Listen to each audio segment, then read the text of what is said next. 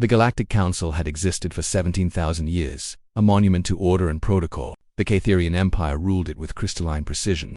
Their queen Zarthena overseeing millions of worlds with the cold efficiency her species was renowned for. Humans were the newest addition to this ancient hierarchy, barely tolerated, perpetually underestimated, and confined to the outermost sectors of known space.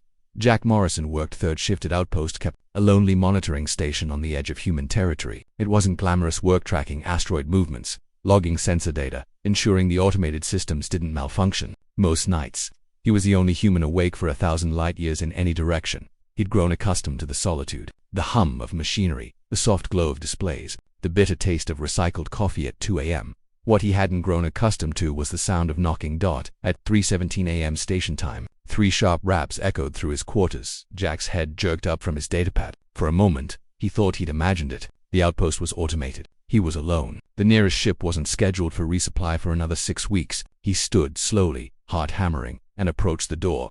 Through the viewport, he saw her. She was Catherian. That much was obvious from her chitinous exoskeleton and the bioluminescent patterns pulsing across her but she wasn't in the formal armor of a military envoy or the robes of a diplomat. She wore a tattered environmental suit, scorched and torn. Purple blood, Catherian blood-stained the fabric at her midsection. She collapsed the moment he opened the door.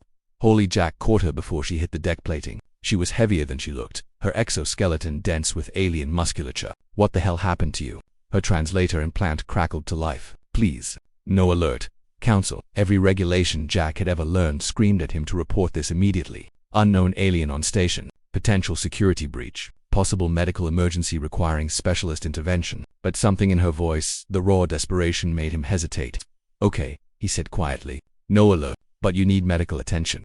He half-carried, half-dragged her to the medical bay. The automated systems weren't designed for Catherian physiology, but Jack had always been good with his hands. He'd fixed enough broken equipment on this station to understand that all biological systems followed certain principles.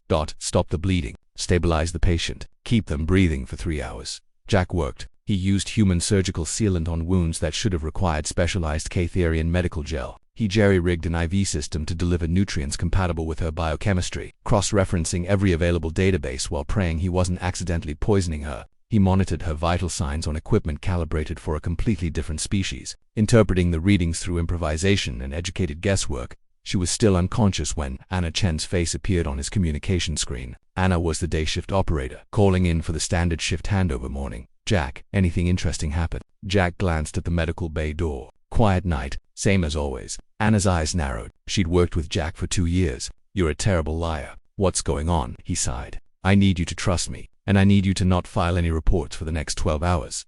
Jack, please. Anna. Something in his expression made her pause. They'd survived a meteor strike together, had kept this station running through system failures that should have killed them both. Trust went both ways. 12 hours, she said. Then you owe me the best explanation of your life. The Catherian woman who eventually introduced herself as Shlara woke at 11:47 a.m. Jack was there. Had been there the entire time, monitoring her recovery. You should have reported me, she said. Her translator no longer crackling. Probably, Jack agreed. Why shouldn't I have? Shlara's bioluminescent patterns flickered embarrassment Jack had learned from the database. I am what? Third daughter of Queen Zarthena. I discovered something. A conspiracy within the council. Plans to eliminate human colonies under false pretenses. When I tried to report it, they tried to eliminate me instead. Jack felt cold. Who? Council members? High-ranking officials? Perhaps even some within my mother's own court. She struggled to sit up. I barely escaped. Your outpost was the closest safe location, I thought. If humans knew, we could warn our people. Yes. Jack was quiet for a long moment. Then he pulled up his communication panel. Anna, I need you to come to medical and bring your secure encryption keys.